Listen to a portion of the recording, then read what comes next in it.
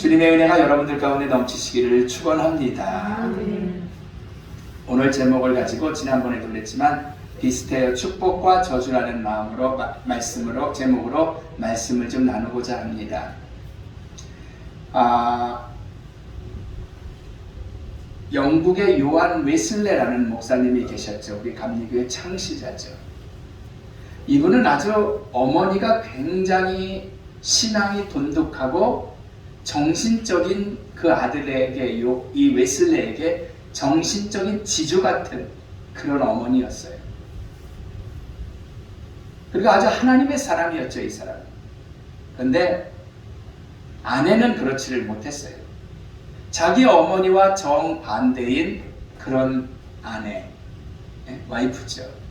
그리고 아주 이 세계에서 역사적으로 위대한 인물 가운데 악처로 꼽히는 그런 악처에 속하는 사람이 바로 이 웨슬레의 부인이었습니다.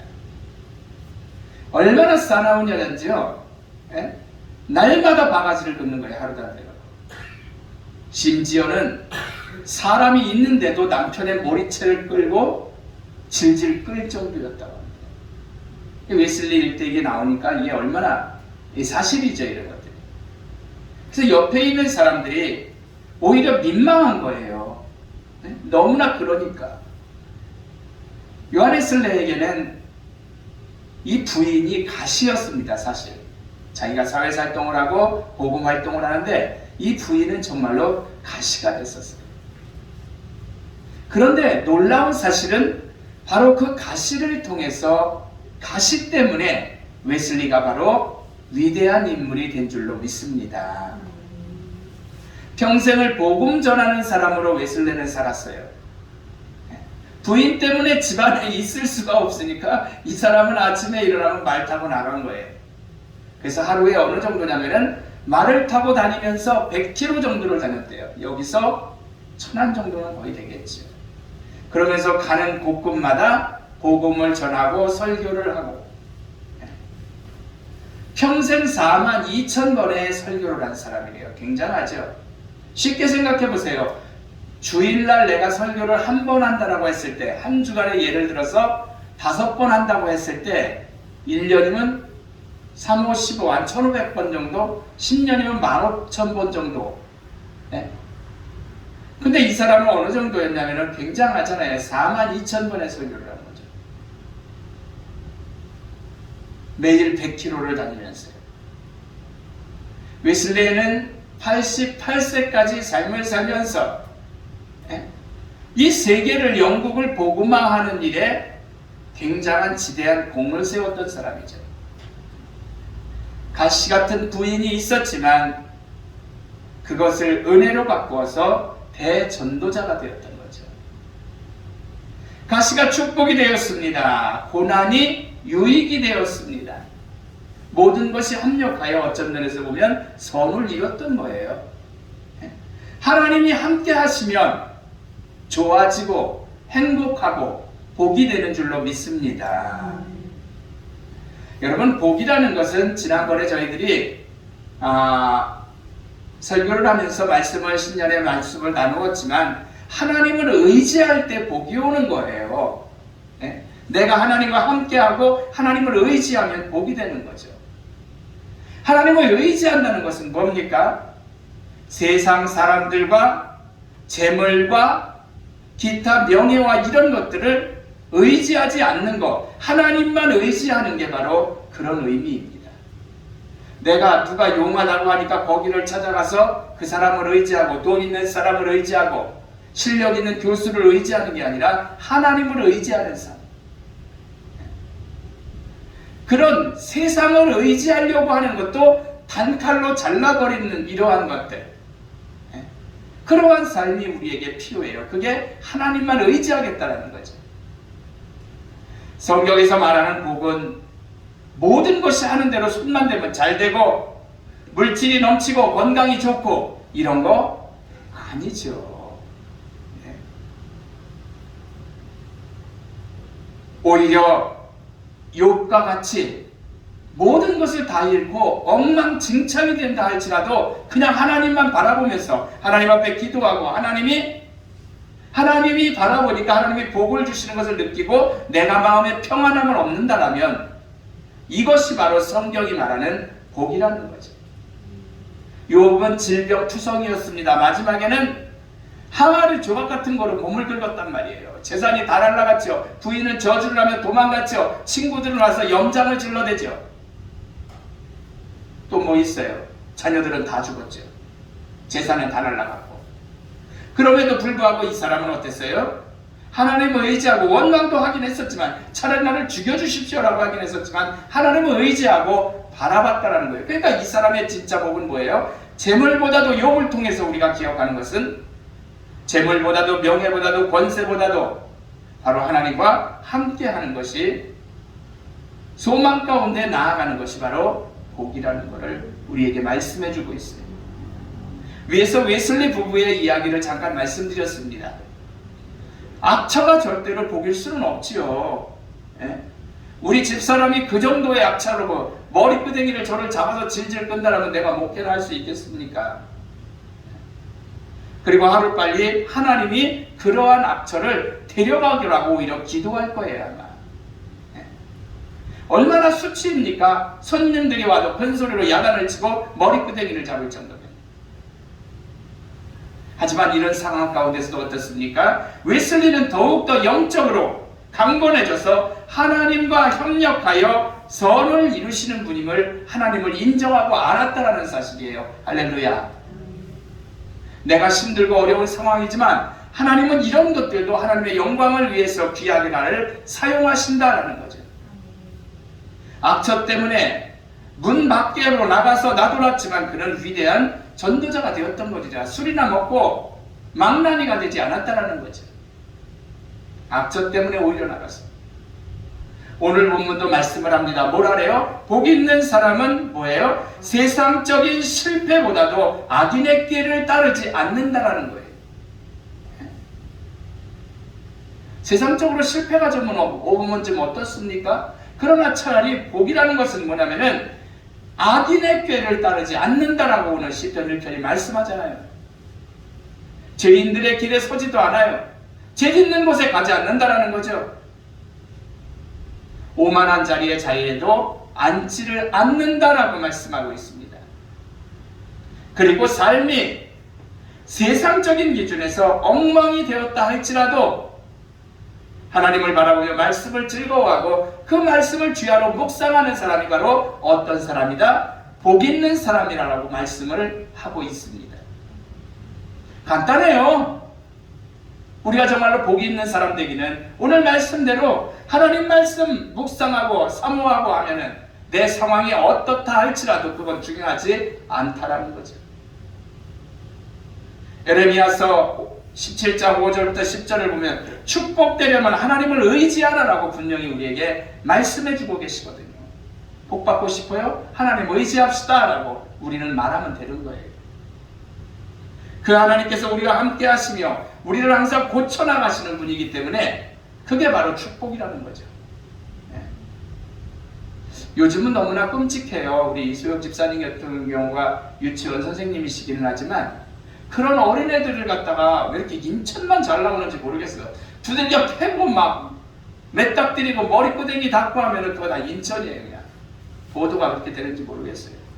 어제는 이제는 그 전에 저질렀던 일인데 이제 뭐 30년 형을 받고 그랬더라고요. 애가 뭐 똥을 좀 싸고 그런다라고 밥도 뭐 안 먹이고 찬물 가지고 막 던지고 이러니까 애가 그냥 죽어버렸잖아요. 여러분, 우리가 부모도 그런 부모 안 만나는 게 얼마나 감사한 일인데요. 네. 이해가 안 가죠. 그러한 경우. 마찬가지로 우리는 사탄을 만나서 사탄의 동력자 혹은 사탄의 조수같이 부하로서 일을 하는 게 아니라 하나님을 만나서 하나님과 함께 하는 것이 바로 그 자체가 복임을 여러분들이 믿으시기를 축원합니다. 우리에게 가장 큰 복은 하나님이 함께 하시는 거예요. 여러분, 이런 사람들은 어떻게 돼요? 시냇가에 심은 나무가 시절을 쫓아 과실을 맺고 열매를 맺으며 그 잎사귀가 마르지 아니함 같으니 하는 데나 형통하게 되는 줄로 믿습니다. 네? 비록 실패해도 하나님과 함께 하면은 물가에 심은 나무처럼 복이 된다는 얘기죠. 여러분들 잘 알고 있는 우리 이런 말씀이 있습니다. 포도 열매가 없으며 포도나무에 포도 열매가 없고 감람나무에 열매가 그치고 논밭에 식물이 없어도 우리의 양식이 없어도 양떼가 없어도 외양간 송아지 없어도 난 여호와로 인하여 즐거워하리. 난 여호와로 인하여 즐거워하리. 구원의 하나님을 인하여 기뻐하리라. 뭔 얘기예요? 우리가 복이라고 여기는 것들이, 재산 모든 것들이 싸그리 없어져서 정말 단칸방 조그마한 곳에서 쪽방 생활을 한다 할지라도 하나님으로 인하여 즐거워하는 것이 뭐다? 복이다 라고 말씀하고 있어요. 할렐루야. 하나님이 함께 하시는 게 복이에요. 다윗의 고백도 여러분들 잘 아실 거예요. 자기가 가진 모든 것들, 왕권이라든지 엄청난 그런 권력들이 있었지만 하나님께서 나단 선지자를 보내서 넌 이제 죽을 거야 라고 하니까 회개 기도하잖아요. 하나님, 나의 모든 것은 다 가져가도 좋지만, 내가 거지가 돼도 좋지만 뭐예요? 주의 영만은 거두지 마라 주시옵소서라고 간절하게 기도하잖아요. 가장 큰 축복이 바로 뭐다? 하나님이 함께 하신다는 거죠. 그러나 반대로 여러분, 사탄이 함께하면 모든 것이 어떻습니까? 망가지고 불행해지는 줄로 믿습니다. 네? 하나님이 함께 하시면 복 중에 복이지만 사탄이 함께하면 악 중에 악이 되어버리는 거예요. 저주가 뭐예요? 저주는 우리 인간에게 하나님이 좋은 것을 주시려고 준비하시고 합력해서 무조건 내가 하는 게 복되게 하시려고 하나님이 하셨는데, 저주받은 인간은 좋은 일이 오는 것을 인식하지 못한다는 거예요. 받아들이질 않아요. 아주 미련한 자가 되는 것입니다. 이게 바로 하나님을 등지고 인정하지 않고 이런 자가 저주받은 자라는 거죠. 복의 반대는 저주입니다. 저주란 좋은 것도 모르고 생명이 없는 땅에 거한다라고 성경은 우리에게 말씀해주고 있어요. 생명이 없는 땅이라는 건 아무것도 없는 거죠. 식물이 자라지 못합니다. 저주는 온통 몸에 병이 나서 물질을 다 날리고 하는 것마다, 손을 대는 것마다 되는 일이 없고, 이런 것보다도 자기 자신을 의지하는 것, 그리고 세상을 의지하는 것, 눈에 보이는 것을 의지하는 것, 이게 바로 뭐다? 이게 저주가 될 일이라는 거죠. 하나님을 의지해야지. 사람을 의지해요. 돈을 의지해요. 명예와 권세를 의지해요. 얼마나 미련함인지 모릅니다. 보이는 세계만 보기에 좋은 미래를 하나님이 함께 하시며 예비하신 것을 알지 못하는 그러한 미련함. 사랑하는 성도 여러분, 가장 미련한 자는 하나님을 떠난 자임을 기억하시기를 축원합니다. 본문을 볼 때 이런 사람들은 어떤 사람들이었어요? 바람에 나는 겨와 같도다 그래요. 겨.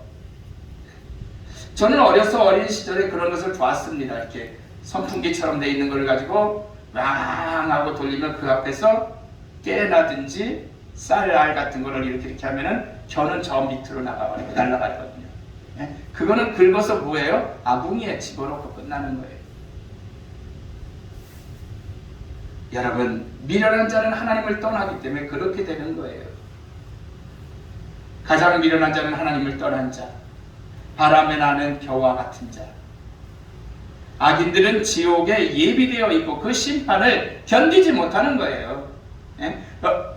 뭐예요? 그 의인들의 모임에 들지 못하고 그리고 망하게 된다라고 성경은 우리에게 분명히 말씀해주고 있는 줄로 믿습니다.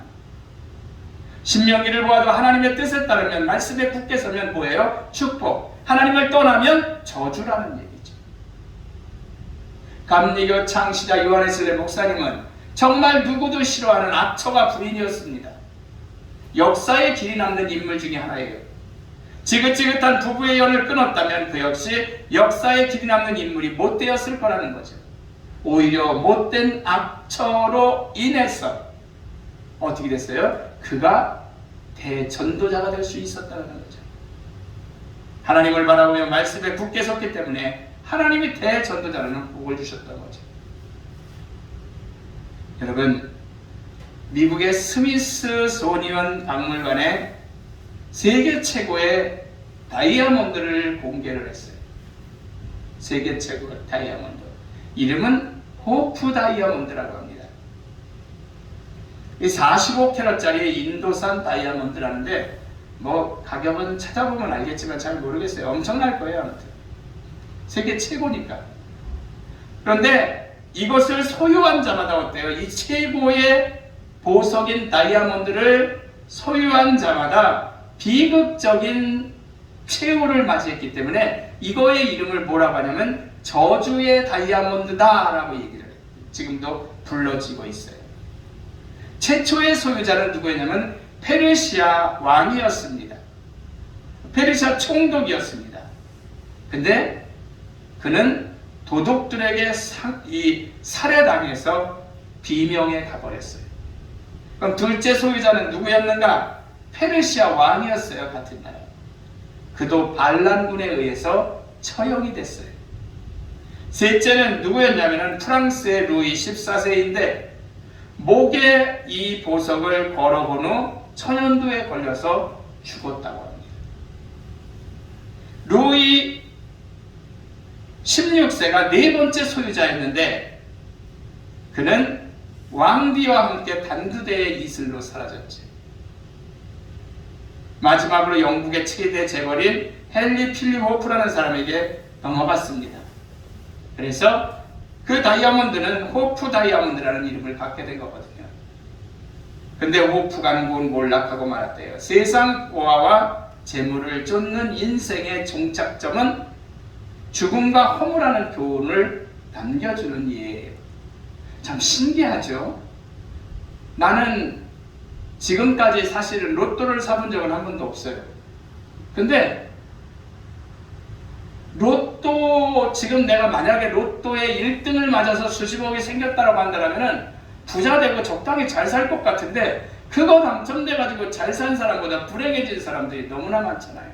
그 참 희한하죠. 그러니까 세상을 의지하는 것, 재물을 쫓는 인생의 종착점은 죽음과 허무라는 교훈을 우리에게 보여주는 예화예요.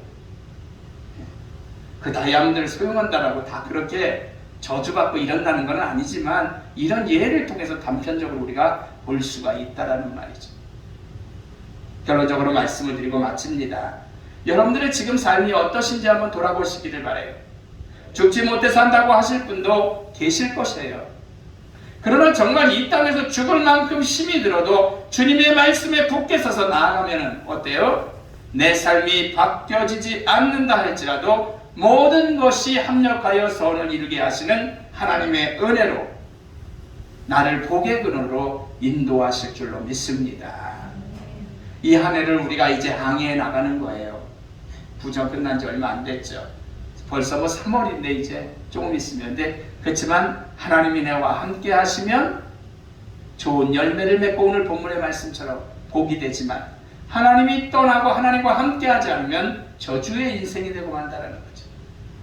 말하기는 2022년을 맞으면서 주님 앞에 여러분들이 온전히 서기를 축원합니다. 사나 죽으나 주님만을 바라보며 그의 말씀에 순종하고 나아가시기를 축원합니다. 이 자체가 축복이며 그러한 삶은 반드시 우리를 이 땅에서 높아지게 하는 놀라운 축복을 허락해 주실 줄로 믿습니다. 기도하겠습니다.